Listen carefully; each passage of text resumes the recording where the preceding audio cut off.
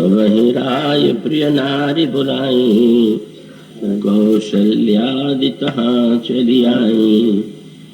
अर्धभाग कौशल्य ही लीना, उभय भाग आधे कर कीन्हा। कैकेयी कहन पसोदयऊ, रहो सो भय भाग पुनि भयऊ। कौशल्या कैकेयी हाथ धरी, दीन सुमित्र ही मन प्रसन्न करी।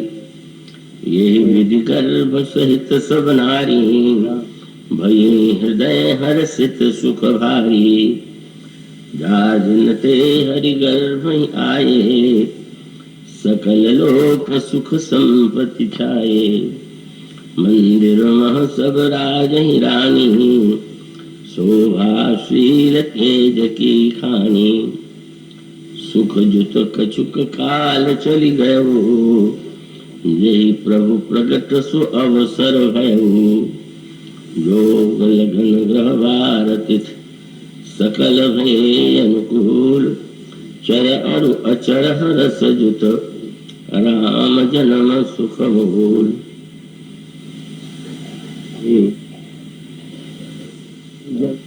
भगवत कथा रसिक महानुभाव ब्रह्म प्रभु श्री रामभद्र के प्राकृतिक की जन्म की जो पृष्ठभूमि, जो भूमिका गोस्वामी जी ने प्रस्तुत की है, इसकी चर्चा आपके सामने कई दिनों से चल रही है। आइए इसी क्रम पर आगे भी दृष्टि डालें। कल आपके सामने प्रगट और जन्म शब्द में जो एक विरोधाभास है, उसका क्या तात्पर्य है, इसकी चर्चा की गई है। गंभीर था प्रसंग, और जब अनेक श्रोता बड़े गंभीर भाव से मिले तो एक संतोष हुआ कि नहीं, सुनने और ग्रहण करने की क्षमता अनेक लोगों में विद्यमान है।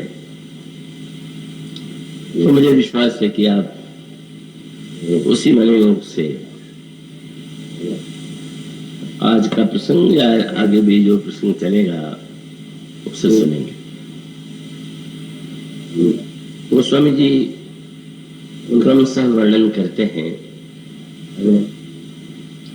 श्रृंगगिरी के आचार्यत्व में यज्ञ पूरा होता है। अंगदेव चरु का पात्र लेकर प्रकट होते हैं। महर्षि दशरथ को देख करके वे आदेश देते हैं कि राजन, यह जो चरु है, इसे आप अपनी रानियों में यथा योग्य भाग बनाकर दे दीजिए। तीनों रानियों को जिस रूप में पायस वितरित किया गया, बांटा गया, उसकी चर्चा आप पिछले दिनों सुन चुके हैं।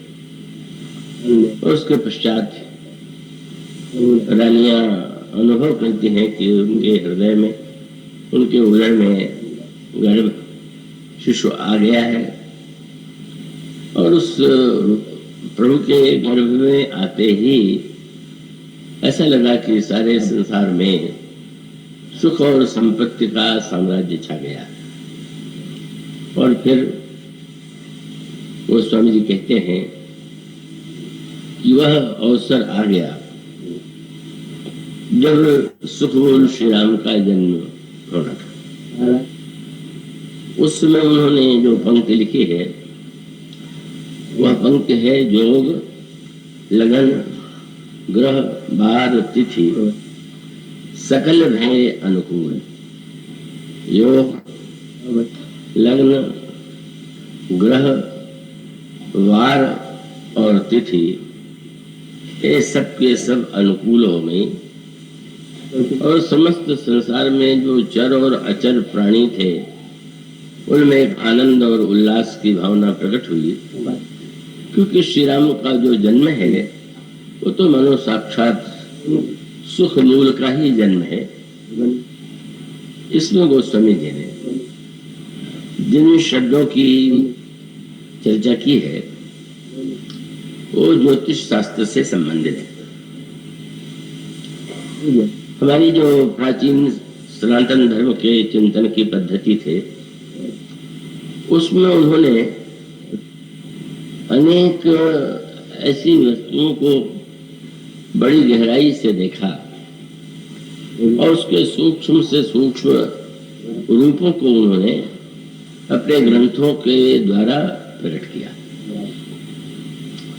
उन अनेक ग्रंथों में ज्योतिष शास्त्र भी एक है, मंत्र शास्त्र के रूप में दूसरा प्रसिद्ध शास्त्र है। अब यहाँ पर जो बड़े महत्व का तथ्य है और जिसे सचमुच सही अर्थों में जीवन में लिया जाना चाहिए, आप में से ज्योतिष के प्रति जिनकी रुचि रही हो, वो तो अधिकांश लोगों की रुचि होती है जानने और सुनने की, पर जो थोड़ा ज्योतिष शास्त्र का अध्ययन करते हैं उसमें ये पाते हैं कि जिस बालक का जन्म हुआ है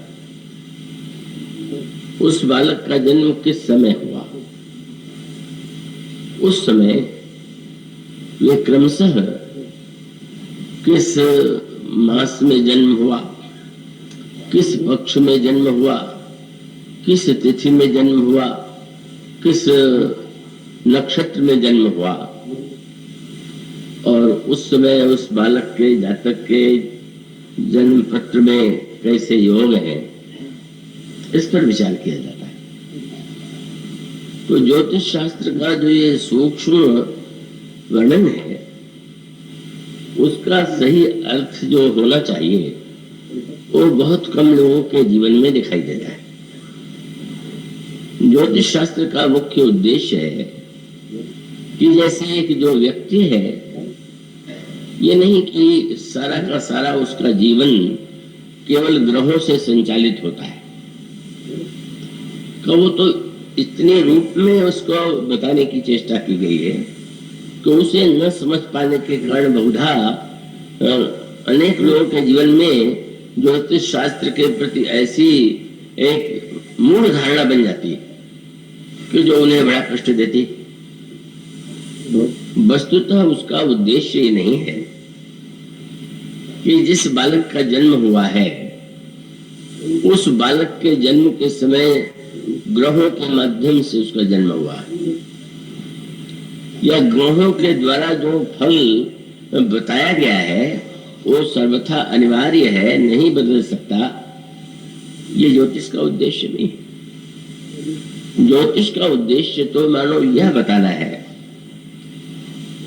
कि जैसे किसी प्राचीन समय में जब नाविक नौका पर यात्रा करते थे तो उस समय एक और नौका में आजकल तो यंत्रों के माध्यम से नौका संचालित होती है, पर वो एक कपड़े का आपने चित्रों में भी देखा होगा और संभवतः कई स्थानों में आज भी नाव के ऊपर उसको पाल कहते हैं।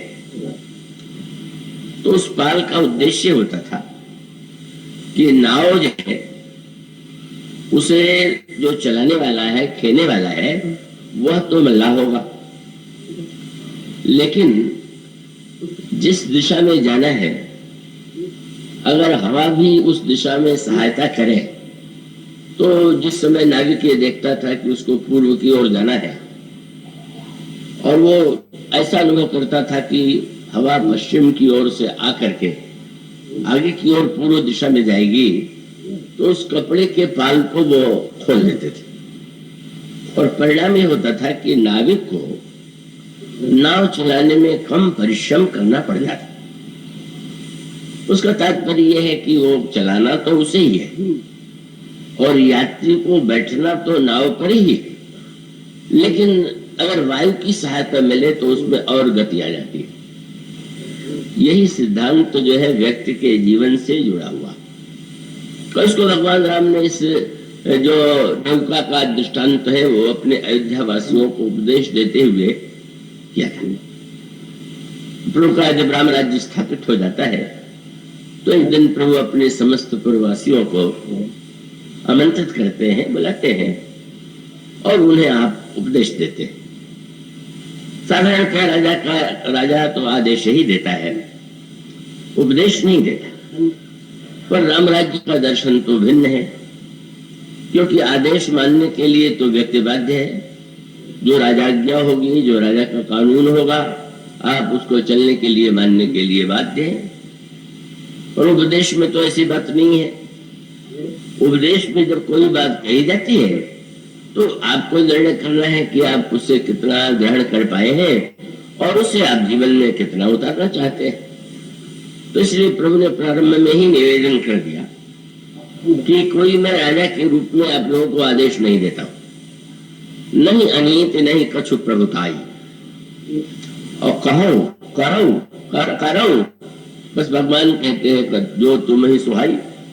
मैं जो कहता हूं आप उसे सुनिए और आपको जो अच्छा लगे वैसा कीजिए। और इतना ही नहीं, भगवान ने भी छोड़ दे दिया कि अगर मेरी वाणी में कहीं भी कोई व्यवहार में नीति के विरुद्ध कोई वाक्य हो या हमारा जो भविष्य में आचरण नीति के विरुद्ध है तो आप भय से मुक्त होकर के उसका विरोध करेंगे, मुझे बड़ी प्रसन्नता होगी। मेरा अनुशासन यही है कि जो अनीति कछु बात हो भाई तो मुझे बरजे हो भय बिसराई। और तब प्रभु ने मनुष्य शरीर की तुलना नौका से की और उन्होंने कहा कि मित्रों, ये जो मनुष्य का शरीर है एक नौका की तरह है, समान। और ये जो समुद्र है, संसार जो है वो एक समुद्र की तरह है। तो जैसे व्यक्ति अगर नौका न हो तो डूबेगा, नदी है समुद्र में। नौका हो तो रहेगा वो जल में, लेकिन वो बड़ी अच्छी तरह से, अगर नौका अच्छी है, चलाने वाला उपयोगी है, चलाने वाला कुशल है, तो वो उस लक्ष्य तक पहुंच सकता है। तो प्रभु ने ये कहा कि यह जो आपको जो मनुष्य का शरीर मिला हुआ है यही है नाव, दृढ़ नाव। और प्रभु ने कहा बड़ी बढ़िया बात की, गुरु जो है वही इसका कर्णधार है। और उसका अभिप्राय है कि हम अपने शरीर का उपयोग किस रूप में करें, इसका सही लक्ष्य क्या होना चाहिए, यह बताने वाला गुरु है। और उसका अभिप्राय है कि जो मिल रहा है वो कर्णधार शब्द उसके लिए है। तो उन्होंने कहा मनुष्य का शरीर जो है वो साधनों से बना हुआ है और उसमें सदगुरु जो है वो नाविक के समान। पर प्रभु ने एक बहुत विशेष बात कही, साधन गुरु तो उपदेश देगा, पर वो जो करना है वो तो शिष्य को ही करना है, साधक को करना है। तो करते हुए उसको तो निरंतर पुरुषार्थ की दिशा में अग्रसर होना ही चाहिए। पर प्रभु ने से पूछा ये गया कि फिर वो ईश्वर की कृपा क्या होती है, ईश्वर की कृपा का क्या तात्पर्य। तो प्रभु ने जो वाक्य कहा उसमें आप पढ़ते, नरतनुभव वारिधि कह भेरो और सन्मुख मरुत अनुग्रह मेरो, कर्णधार सदगुरु दृढ़ लावा, दुर्लभ साज सुलभ करि पावा, जो लताई भव सागर नर समाज अस पाई, सो कृत निंदक मंद मति आत्म हन गति जाए। इस मनुष्य शरीर की दृढ़ नौका सदगुरु का कर्णधार है। और आप कहते हैं मेरी कृपा जो है वायु, वायु प्रत्यक्ष रूप से उसका कोई आकार नहीं दिखाई देता, पर वो एक उसके संस्पर्श से आपको लगता है कि हवा चल रही। और जब नौका के ऊपर पाल लगा दिया जाए तो निश्चित दिखाई देता है। मानव का संकेत यह था कि साधक को पुरुषार्थ करना है, प्रयत्न करना है जीवन के लक्ष्य तक पहुंचने के लिए, और उसमें उसको सद्गुरु का आश्रय लेना चाहिए। और वस्तुतः मेरी कृपा वायु के रूप में उसकी सहायक बनती है। ऐसा समाज पाने पर भी जो व्यक्ति इस अपने जीवन को धन्य नहीं बनाता वो आत्मघाती है, और उसको आत्महत्यारों को जो दुर्गति होती है वही उसे प्राप्त होती है। मानो नौका भी एक वस्तु है, उसका बड़ा महत्व है। कैसी है नौका, अगर वो जीर्ण है, उसमें छेद है, तो फिर क्या होगा। अगर जो कर्णधार है वो योग्य नहीं है तो भी व्यक्ति आगे कैसे सही दिशा में जाएंगे। और अगर वायु न हो तो उससे परिश्रम बहुत करना पड़ेगा। अगर प्रतिकूल वायु है तो ऐसा नहीं कि वो अगर वायु अनुकूल न बहे तो वो चलाना बंद कर देगा, वो प्रयत्न करेगा, पर वो देखेगा कि जितनी सरलता से वो कार्य हो सकता था वो उतनी सरलता से नहीं हो रहा है। इस दृष्टि से ये जो हमारे यहाँ विविध ग्रंथों की रचना है और जिसको सही अर्थों में न समझ करके लोग से ऐसा मान बैठे हैं जैसा वह नहीं है, उसका अभिप्राय क्या है कि ज्योतिष शास्त्र माने काल की व्याख्या। मनुष्य एक देश में रहता है, उसका एक महत्व है। मनुष्य किसी माता पिता के गर्भ के द्वारा उसका जन्म होता है, वो दूसरा पक्ष है। जिस बालक ने जन्म लिया है उसके पूर्व पूर्व जन्मों के संस्कार हैं, प्रारब्ध है, वो तीसरा है। अनेक जन्मों के जो संस्कार है वो भी, इन सब के द्वारा व्यक्ति का जीवन आगे चलता है। तो ज्योतिष शास्त्र ये बताता है कि अगर काल अनुकूल हो तो स्वाभाविक रूप से व्यक्ति के जीवन में उससे और अधिक गति मिलती है। तो इसका अर्थ हुआ कि काल की अनुकूलता क्या है और काल की प्रतिकूलता क्या है, या ग्रहों की अनुकूलता और प्रतिकूलता क्या है, इसका अभिप्राय मनुष्य को पर पुरुषार्थ से विरत बना देना नहीं। ये मान लेना नहीं है कि बस वो तो जो कुछ होगा वो ग्रह ही करेंगे, जो हो तो होना है वो तो होगा ही, और बस कुछ व्यक्ति को इस प्रकार की वृत्ति जब व्यक्ति के जीवन में आ जाती है तो वस्तुतः वो व्यक्ति इतना ऐसी स्थिति में पहुंच जाता है कि कभी कभी पढ़ करके, सुन करके, देख करके लगने लगता है कि किस प्रकार से व्यक्ति ने जो सही अर्थ लेना चाहिए था वह नहीं लिया। एक बड़े प्रसिद्ध वैद्य थे बिहार में, पर जब भी कोई रोगी के घर से उनको बुलाने के लिए आता था तो पंचांग निकालते थे और देख करके लगे कि शुभ मुहूर्त नहीं है तो नहीं जाते थे। भला सोचिए, क्या वैद्य की भूमिका यही है कि वो ज्योतिष शास्त्र, अब जो रोगी तो ही मर रहा है, रोगी संकट में है और वो देख रहे हैं, यही अतिरेक हुआ। तो ठीक है, समय अनुकूल हो तो और शीघ्रता से लाभ होता है, तो वैद्य की भूमिका जो है वो तो ये है कि वैद्य जो है तत्काल जितनी शीघ्रता से हो सके रोगी के रोग के निवारण का प्रयत्न करे। पर वो उनकी समस्या बहुत बड़ी है। ऐसे अनेक लोग हैं और यहाँ भी मैं कई लोगों से कभी कभी मिलता रहता हूँ और उनकी बातें सुन करके सोचने लग जाता हूँ।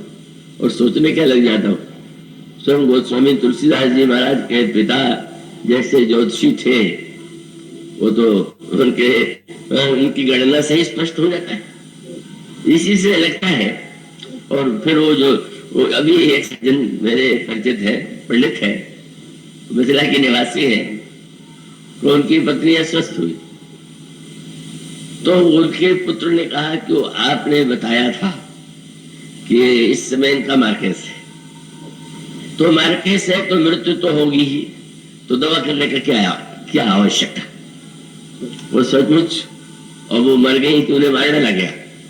इसका अर्थ ये हुआ कि अगर यह निकल आया कि मान लीजिए मार्केस है तो व्यक्ति निरुपाय होकर के बैठ जाए और वो कहे कि नहीं ये तो मृत्यु अनिवार्य है, मानो किस तरह से हम लोगों ने जो अर्थ लेना चाहिए था वो नहीं लिया। वो स्वामी जी के पिताजी इसके दृष्टांत थे। तुलसीदास जी जैसे महान भक्त संत का उनका जन्म हुआ और जन्म में बालक के प्रति वात्सल्य और स्नेह के पहले पंचांग लेके बैठ गए, गणना लेके बैठ गए। और गणना करने पर जब उन्होंने योग मिला के देखा तो उनको लगा कि ये तो बड़ा ही अभागा और बड़ा अनिष्टकारी बालक है, ये माता पिता की मृत्यु का कारण बनेगा।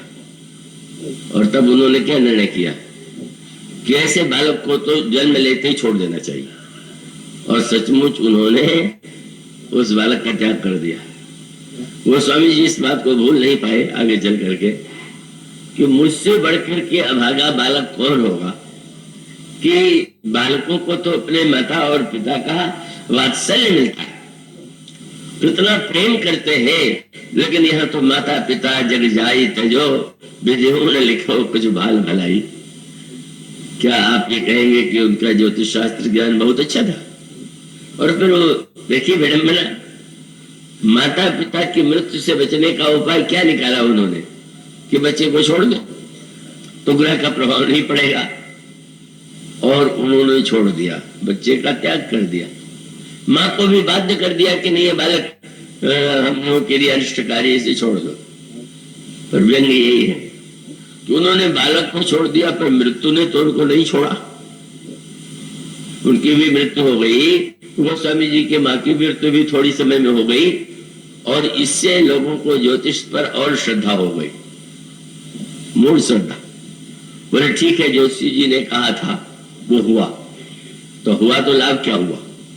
स्वयं तो मर ही गए, बालक को जो प्रेम दे सकते थे माँ के नाते पिता के नाते, वो तो नहीं उन्होंने दिया।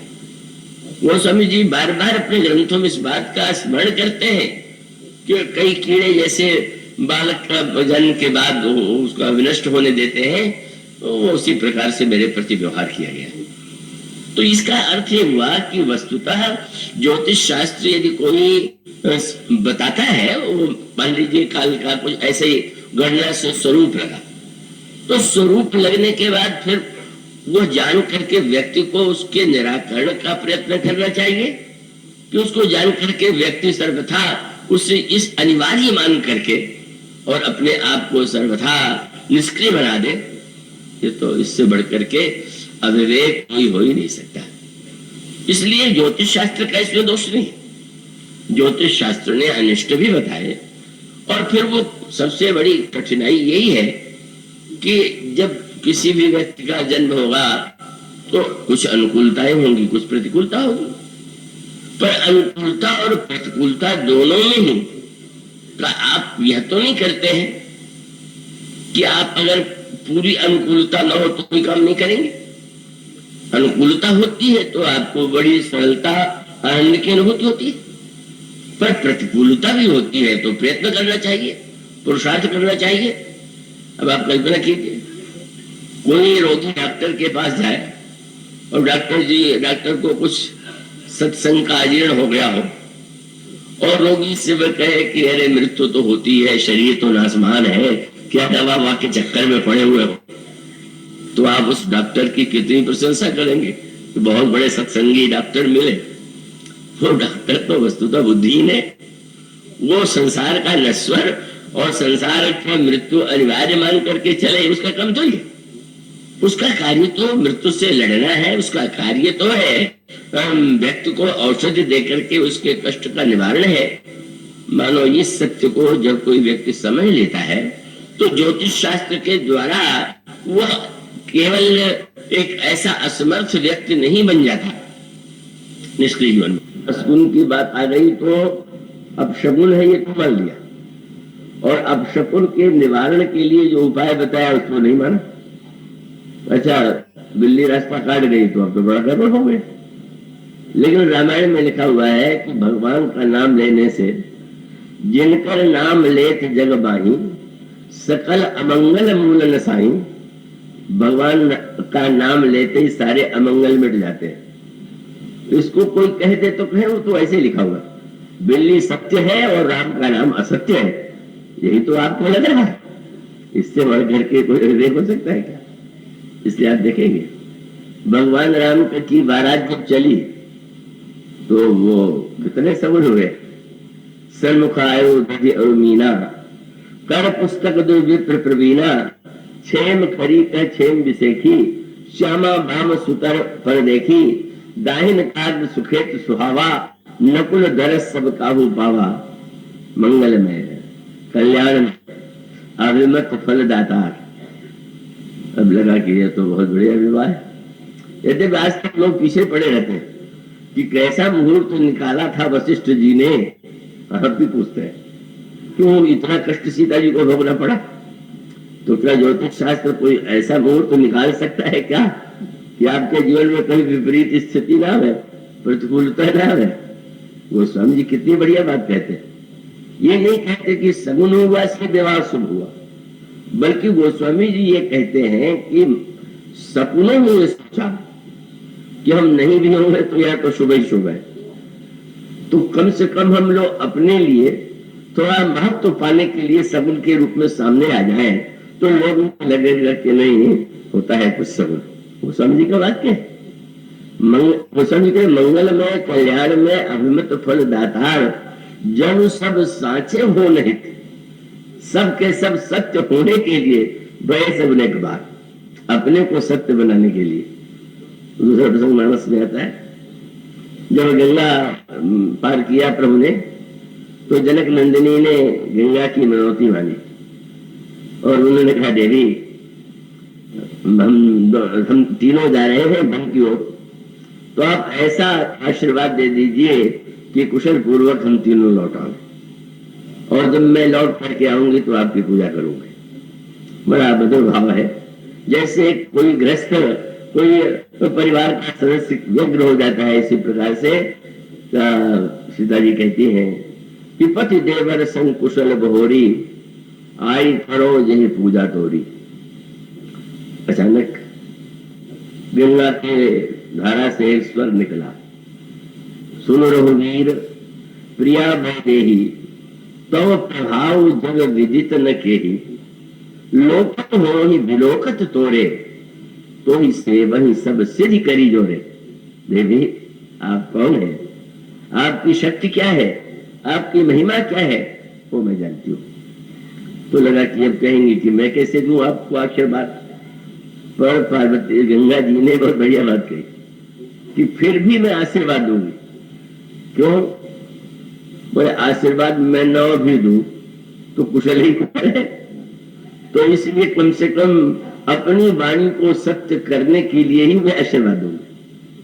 कदपि देवी में देव असीसा, सुफल हो नहीं तक निज बागीसा। और आशीर्वाद दिया, प्राणनाथ देवर सहित कुशल कौशला आए, पूजी सब मन कामना, सोस रहे जग छाए। आप बड़े कुशल पूर्वक तीनों लौटेंगे और इस यात्रा में बड़ा यश प्राप्त होगा, संसार में कीर्ति हो जाएगी, उसका मानो अभिप्राय यह बताना है। और बड़े भक्तों का सूत्र है कि भाई ग्रह तो 9 है और कोई अनुकूल और कोई प्रतिकूल होगा ही, सगुण असगुण भी अनेक है। अब कई लोग कहा करते हैं कि ये इस तरह का ये वस्तु असगुण क्यों है। सगुण असगुण की कोई व्याख्या तर्क से संबंधित नहीं, उसका अभिप्राय कोई तार्किक व्याख्या नहीं, वो तो एक अनुभूत की बात है। मान लीजिए कुछ ऐसी घटनाएं हुई होंगी और कई लोगों के कार्य नहीं बने तो उन्होंने मान लिया कि वो असगुण है। ये इस तरह से अनुभव का है, उसमें कोई तर्क नहीं। तो मुझे स्मरण आता है, अब एक सज्जन ने मुझसे कहा कि देखिए कहते हैं कि तेली मिल जाए तो बड़ा असगुण होता है, वो स्वामी जी तो बड़े जातिवादी लग रहे हैं। तो मैंने कहा ऐसी कोई बात नहीं है, वो आपने केवल ये सुन लिया कि यात्रा में तेली मिल जाए तो असगुण होता है, ऐसा मान के मत चलिए।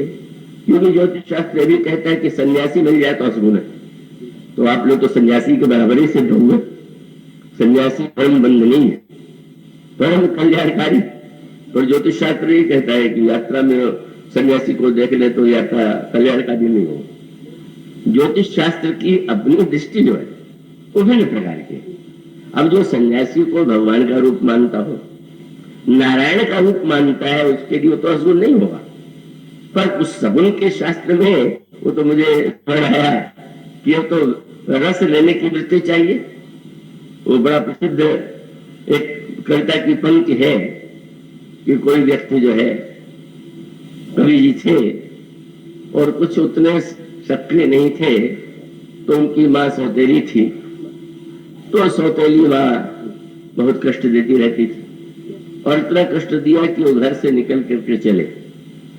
और घर से निकल करके चले तो एक कोई तेरी जाति के व्यक्ति, महत्व किस जाति में जन्म हुआ, किस रूप में, उसको उस अर्थ में नहीं देखा जाना चाहिए। तो किसी ने कह दिया कि कहाँ जा रहे हो, तेली मिल गया अब लौट जाओ। तो कवि विरोधी था, वो लौट सकता था, उसने कहा नहीं हम नहीं लौटेंगे, देख नहीं रहे हो। तो उसने तुरंत कविता का आश्रय लेकर के कहा और एक तेली कहा करी है तुमको 100 तेली बसे जिनके घर मानो। यहाँ पर मनो काव्य के द्वारा उसका अर्थ ही बदल दिया। 100 तेली बसे जिनके घर माई। मनुष्य का अभिप्राय है कि अगर आप आनंद की वृत्ति देना चाहे तो उस अवसर पर भी उसमें हंस करके जिस तरह से तो उसमें जाति की निंदा नहीं है, कौन जाति अच्छी है कौन बुरी है क्या गुण ऐसा, वो तो ज्योतिष शास्त्र तो ऐसी बातों को कह देता है कि असगुण सगुन के बारे में बढ़ के विचित्र रखता है कि वेश्या मिलती है तो सगुन होता है। अब जो लिखित है उसको कोई तर्क के द्वारा उसके अर्थ को खोजने की आवश्यकता नहीं। सामाजिक धारणा में या किसी अनुभूतियों के द्वारा लोगों के मन मस्तिष्क में एक संस्कार आया। अब विवेकी व्यक्ति कौन है? मानो भगवान राम के विवाह में सारे सगुन हुए और भगवान शंकर विवाह के लिए चले तो जितने असगुण थे सब साथ में ले लिया, क्योंकि जितने असगुण रह जाते हैं और वो तो शंकर ये सारे देवता जब एकत्र हुए तो भगवान विष्णु ने कहा कि विलग विलग वही चलो सब अलग अलग चलो। क्यों? बोले बर अंधार बरात न भाई हंसी करैया ऊपर जाई, जैसा दूल्हा है वैसे बाराती नहीं है। मुस्कुराए शंकर अति प्रिय वचन सुनत हरि केरे भृंगे फेर सकल गण तेरे। शंकर जी ने भृंगु को अच्छा मेरे गणों को बुला लो। अब जब सारे गण आए तो उनकी दशा क्या है? बोले को मुखहीन विपुल मुख पाहु दुनु रथ को बिनु पद बाहु विपुल नयन को नयन विहीन इष्ट पुष्ट को अत्यन कीना। क्या तात्पर्य? भगवान राम के विवाह में सगुन होने से विवाह श्रेष्ठ नहीं हुआ। मानो सगुनों ने अपने को सत्य बनाने के लिए ही सामने आकर के कहा मेरा भी नाम सगुन में लिख लिया जाए। और भगवान शंकर से पूछा महाराज लोग तो असगुन बचा के चलते हैं, ये ऐसा हो जाए तो नहीं चलना वैसा हो जाए तो नहीं चलना, आपको साथ ही लिए साथ में क्यों लिए जा रहे हैं? तो शंकर जी ने कहा कि हमारे प्रभु का नाम जो है वो तो समस्त अमंगलों को मिटाने वाला है। तो मैं दिखाना चाहता हूं कि जब हम प्रभु के नाम पर विश्वास करते हैं तो चाहे सारे असगुन साथ में क्यों ना आ जाए कोई अनर्थ नहीं होने वाला है। का इसका अर्थ ये है कि ये सारे शास्त्र मनुष्य को पुरुषार्थी बनाते हैं, विश्वासी बनाते हैं, शक्ति और प्रेरणा देते हैं, निर्बल निशक्त, और ऐसा नहीं बना देते कि व्यक्ति जो है अपने आप को सर्वदा हर क्षण यही देखता रहे कि इस समय कौन सी सांस चल रही है कौन सा पग उठे। अरे कभी आपने देख लिया कोई संस्कार मन में है तो कर लिया, लेकिन यह संकेत ही है कि अब समस्त ग्रह तो कभी अनुकूल नहीं होंगे या 9 में से कोई न कोई प्रतिकूल होगा तो बहुत बढ़िया बात है। क्या बोले वैसे तो सारे ग्रह अनुकूल हो सकते नहीं, पर गोस्वामी जी कहते हैं भगवान का जब जन्म हुआ तो सारे अनुकूल हो गए। क्यों? बोले ये अगर चाहते हैं कि सब अनुकूल हो जाए तो भगवान का जन्म किसी तरह से अपने जीवन में भगवान को प्रकट कीजिए। भगवान के जन्म को हम अपने जीवन का उद्देश्य बना लें। इसका अभिप्राय यह है कि काल भी एक सत्य है, देश की भूमिका भी होती है, व्यक्ति की भी अपनी भूमिका होती है, माता परिवार की एक भूमिका होती है, और अगर उन समस्त वस्तुओं पर व्यक्ति दृष्टि डाले तो आतंकित हो जाएगा, भयभीत हो जाएगा। लेकिन अगर व्यक्ति यह अनुभव करे कि ये जो प्रतिकूलताएं आती हैं उन प्रतिकूलताओं को हम जीवन में किस तरह से उनका निवारण करें, अथवा प्रतिकूलता में भी हम आनंद कैसे ले। अब जब शंकर जी दूल्हे के रूप में पहुंच गए और स्वर्ण में थाल सजा करके मैना आरती आई और देखते ही दूल्हे को इतना आतंक की थाल पटक दिया, डर के मारे भीतर चली गई, रोने लगी, तो किसी देवता ने कहा लीजिए असुर का फल प्रत्यक्ष हो गया। इतना दूल्हे का अपमान कहीं हुआ है संसार में, चले लेकर के असुर।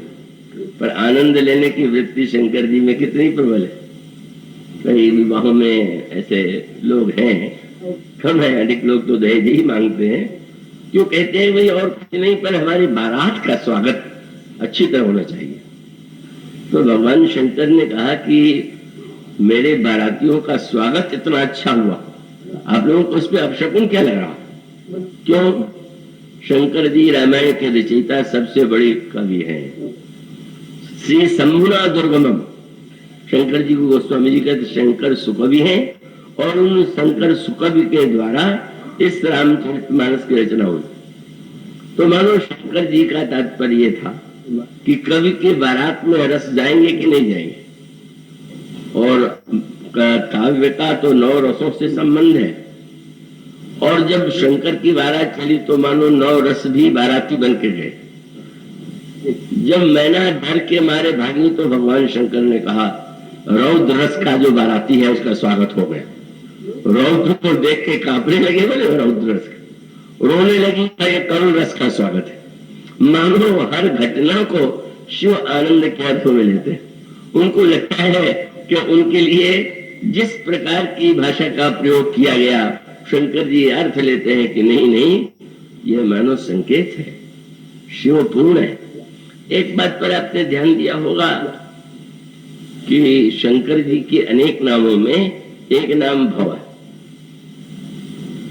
और शंकर जी का ये जो संसार है उसको भी भव सागर कहते हैं। तो अब अलग अलग नाम रख देते, भव संसार है और भव शंकर है। क्या शब्दों की कमी थी क्या कि दोनों का ही नाम दिया गया?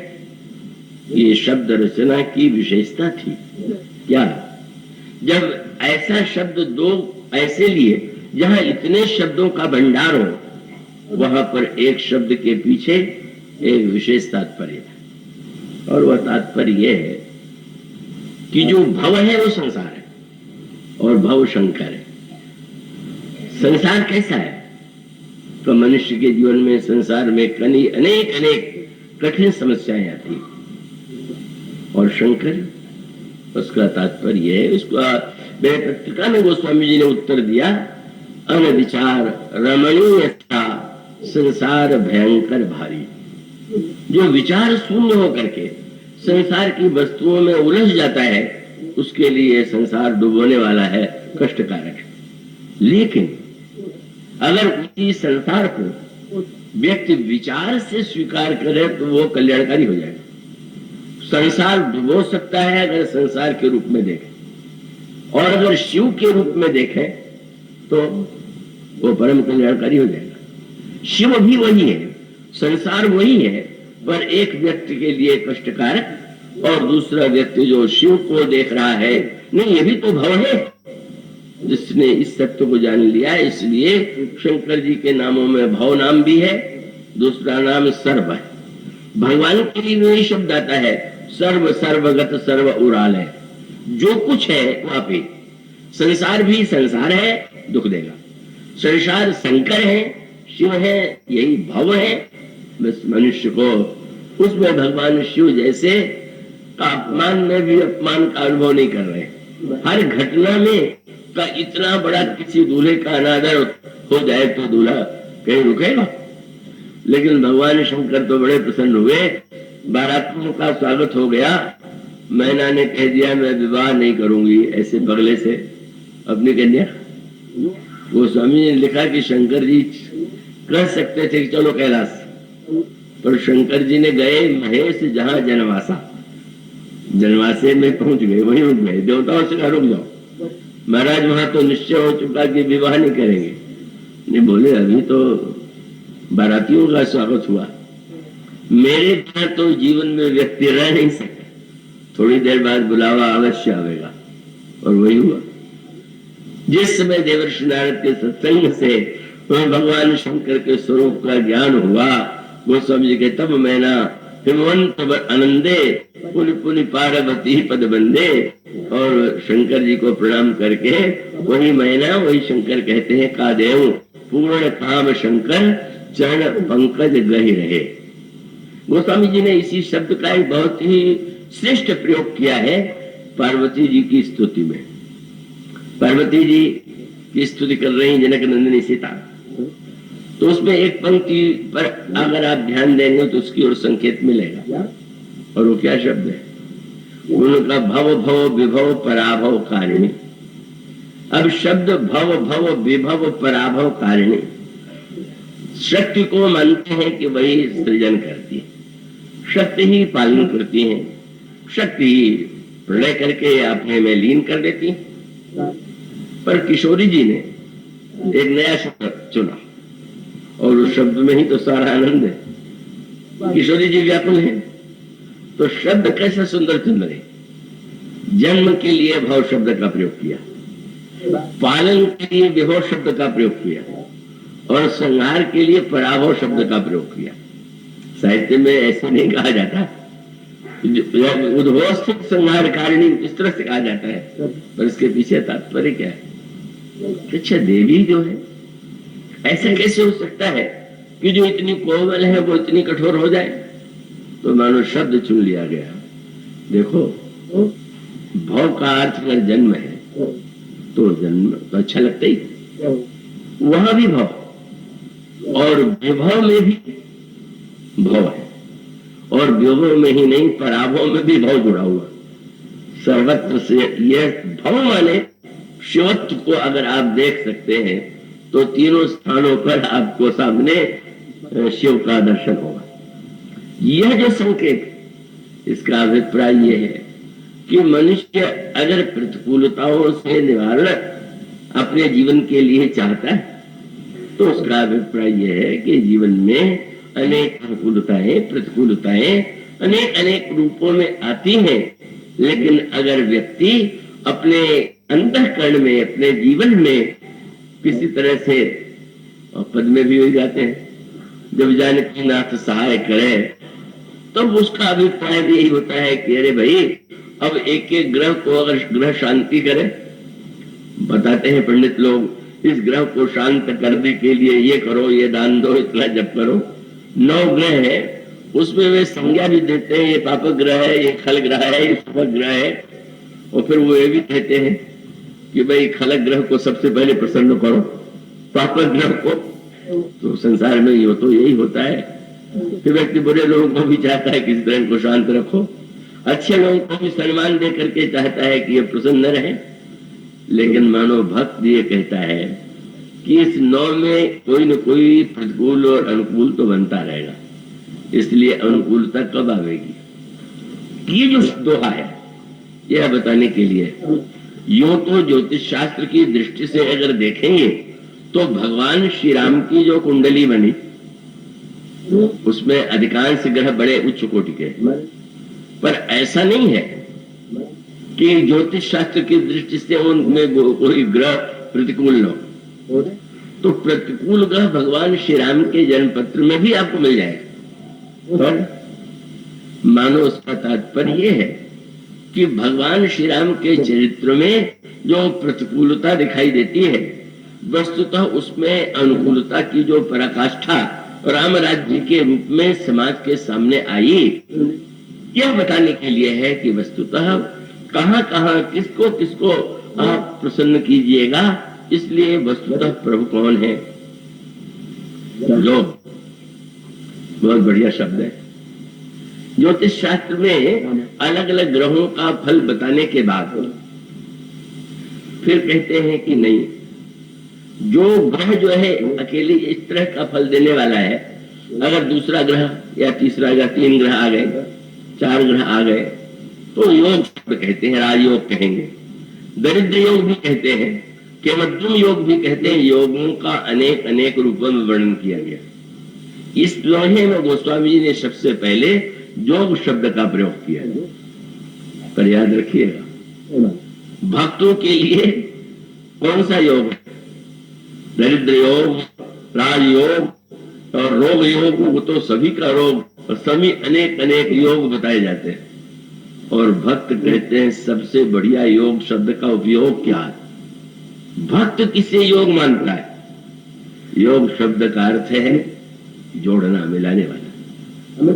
जो जीवन में प्रतिकूलता लाए का उसे हम योग क्यों माने, उस योग को हम महत्व क्यों दें? वैसे हिंदी भाषी प्रदेशों में वो कुछ लोग ऐसे होते हैं कि जो टोने टुटके पर बड़ा विश्वास करते हैं और वो करते हैं, और उसके लिए एक बड़ा प्रचलित शब्द है, सड़क पर अगर कोई चीज रख दी गई है जिसको माना जाता है कि ये इस पर जिसका पैर पहले पड़ेगा या जो देखेगा उसको संकट आवेगा, तो उसके लिए गांव में प्रचलित शब्द है योग।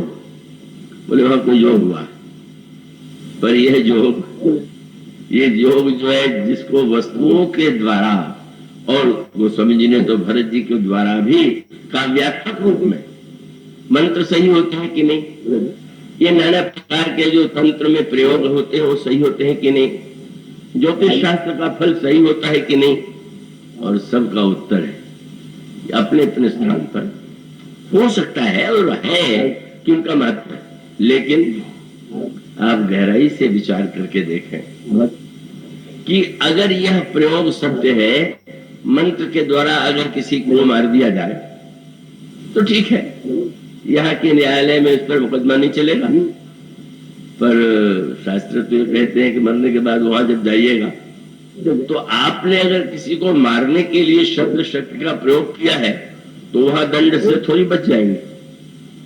आप यहां छूट गए, मानो शास्त्र सावधान करता है कि इन शक्तियों को असुरों के जीवन में क्या बात है। रावण या मेघनाथ के जीवन में यही तो है, शब्द शस्त्र मंत्र शक्ति और यज्ञ के द्वारा किस प्रकार से वे अनेक अनेक सामर्थ्य प्राप्त कर लेते हैं।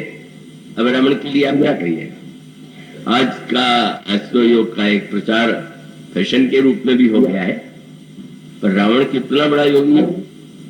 आप उसकी कल्पना कीजिए कि रावण कितना बड़ा योगाभ्यासी रहा होगा कि यह प्रसंग जब पढ़ते हैं आप कि रावण ने ऐसी क्षमता प्राप्त कर ली थी कि सिर काटने पर नया सिर निकल आता था। साधारण तो स्वास्थ्य अच्छा हो जाए तो बोले योग का बहुत बढ़िया फल, पर उस सिर कट जाओ फिर सिर निकल आवे, ऐसी सामर्थ्य रावण ने प्राप्त कर दिया था। कितना वो शक्ति कैसे मिली थी, अपने योगाभ्यास के द्वारा। आप पढ़ते हैं रामायण में कि श्री सीता जी को जाकर के त्रिजटा जो है समाचार युद्ध का सुनाया करती थी, आज कौन मारा गया और कौन मारा गया कौन मारा गया, और बड़े आनंद का समाचार देती। मेघनाथ मरा, कुंभकर्ण मरा, पर जिस दिन रावण से युद्ध प्रारंभ हुआ त्रिजटा लौट के आई तो बड़ा गंभीर है। जनक नंदिनी ने पूछा आज क्या क्या समाचार है, तो रावण जी भी थे। दूसरे दिन नित्य नित्य 18 दिन तक भगवान राम रावण का युद्ध हुआ, रावण मरता नहीं। व्याकुल हो गई जनक नंदिनी। राम बाण शब्द का प्रयोग आज भी करते हैं, प्रभु का बाण कहीं व्यर्थ नहीं जाता, और वह बाण किशोरी जी ने यही कहा त्रिजटा, रघुपति सर सिर कटे न मरे, विधि विपरीत चल सब करे। प्रभु श्री राम का बाण लगने पर भी रावण की मृत्यु नहीं होती है। क्या आश्चर्य है। ब्रह्मा जो है सब कुछ प्रतिकूल ही तो कर रहा है। त्रिजटा ने विनम्रता से कहा क्षमा कीजिएगा, इसमें ब्रह्मा का कोई हाथ नहीं। रावण यदि नहीं मरता है तो इसके हेतु आप। मैं तो चाहती हूँ, तुम क्या कह रही हो। उसने यह बताया कि रावण में क्षमता कैसे आई है, और तब वह छंद आप पढ़ते होंगे। ये वस्तुतः योग में ध्यान की साधना प्रबलतम होती जाती है। ध्यान के अनेक लाभ है, व्यक्ति का मन शांत हो या मनुष्य को बेचैनी में भी एक प्रकार का एक बल प्राप्त हो, ये सब ठीक है, पर वो ध्यान कोई 10 मिनट 15 मिनट आधा घंटे लगाता है। रावण कितने घंटे ध्यान करता है, 2400 घंटे ध्यान करता है। त्रिजटा ने यही कहा कि समस्या ये है कि रावण निरंतर आपका ही ध्यान करता रहता है। आप सोचिए, हम लोगों को मच्छर काट दे तो ध्यान टूट जाए, मक्खी बैठ जाए ना पर तो ध्यान टूट जाए, और रावण के शरीर पर बाण लग रहे, बंदर बड़े बड़े पर्वत फेंक रहे, फिर भी जिसका ध्यान नहीं छूटता, कितना विलक्षण क्या उसका ध्यान होगा। इतनी प्रतिकूलता, इतने प्रहार में भी ध्यान नहीं छूटता है। सचमुच अद्भुत अभ्यास है। और त्रिजटा कहती है कि देवी निरंतर आपका ध्यान रावण करता रहता है। सीता जी कौन है? महाशक्ति। तो महाशक्ति के ध्यान से उसको इतना बल मिल चुका है कि वो निरंतर आपका ध्यान कर रहा है। सिर कटते समय भी ध्यान करता है, फिर नया सिर निकल आता है। पर बहुत अच्छी बात कही, अगर इतना बड़ा योगी रावण है तो बड़ा महापुरुष है क्या? नहीं। इससे रावण के योगी शब्द के साथ एक शब्द गोस्वामी जी ने अंगद के प्रसंग में जोड़ता है। और वो शब्द क्या है? अंगद ने जब रावण की सभा में ये कह दिया कि रावण तुम या तुम्हारी सभा का कोई भी व्यक्ति अगर मेरे चरण को उठा देगा तो मैं सीता जी को हारता हूं, लौट जाएंगे। रावण ने स्वयं न उठ करके पहले राक्षसों को आदेश दिया, इस बंदर को क्या पैर क्या उठा के समुद्र में फेंक दो। पड़ गई धानी पछारों की सा, पटक दो और फेंक दो समुद्र में। राक्षस उठते हैं, प्रयत्न करते हैं, पर अंगद का पैर नहीं उठ पा रहा। जब सब थक गए तो मेघनाद गया, पर वो तो मेघनाद भी नहीं उठा पाया। और जब नहीं उठा पाया तो अंगद ने मुस्कुरा करके व्यंग भरी दृष्टि से रावण को देखा, सब लोग कर चुके, तुम अब उसकी लाचारी थे, उठा और अंगद के पैर की ओर झुका। रावण अंगद का पैर नहीं उठा सकता था, पर रावण को अगर अंगद अपने पैर की महिमा बताना चाहते तो रावण को क्यों नहीं देते? रावण छूटा नहीं हिला पाता तो समझता कि अंगद का पैर जो है कितना शक्तिशाली। पर गोस्वामी जी ने कहा कि जो ही वो झुका, अंगद ने कहा अरे बंदर का चरण पकड़ रहा है और राम का चरण पकड़ने में संकोच लग रहा। गहत चरण कह बाल कुमारा, मम पद गहे न तोर उबारा। अरे गहस ने राम चरण सठ लाई, बंदर का पैर पकड़, राम का चरण जाके पकड़। उस समय गोस्वामी जी से पूछा गया है इतना शक्तिशाली रावण उठा क्यों नहीं पा रहा? अंगद का पैर क्या है जिसे उठा नहीं पाते राक्षस और सारे योद्धा? वह पंक्तियां पढ़ी है। गोस्वामी जी कहते पुरुष कुयोगी जी में उड़गारी, मोह विटप नहीं सकही उपारी। मोह के वृक्ष को योगी उखाड़ देता है, लेकिन जो कुयोगी होता है वो मोह के वृक्ष को उखाड़ नहीं पाता। अगर चरण मोह का वृक्ष का रूप है, अगर उठा दे तो सीता जी मिल जाए, लेकिन वो तो रावण योगी नहीं कुयोगी है। क्यों कुयोगी है? श्रेष्ठा ने कहा कि देवी वो इतनी तन्मयता से आपका ध्यान करता है, पर अगर ध्यान करते हुए वो इस ओर दृष्टि डालता कि निरंतर जिसका ध्यान मैं करता रहता हूं वो किसका ध्यान कर रही, तो सचमुच योगी बन जाता, कोई योगी न रहता, भक्त हो जाता। क्यों? जैसे रावण सर्वदा आपका ध्यान करता है और आप निरंतर श्री राम का ध्यान करते। अगर रावण ध्यान करते करते यह अनुभव करे कि जो सीता जी का मैं ध्यान कर रहा हूं वो तो निरंतर राम के ध्यान में तदाकार है, तो रावण महत्तम योगी के रूप में सीता जी और राम दोनों को पालेगा। लेकिन उसका दुर्भाग्य यही, कुयोग माने जो व्यक्ति योग शक्ति के द्वारा केवल शक्ति को पाना चाहे और शक्तिमान को महत्व ही न दे, अपने को ही शक्ति का स्वामी बनाना चाहे, वही कुयोगी। और कुयोगी जो होता है वो चाहे जितने चमत्कार दिखला दे पर वो उसमें सफल नहीं।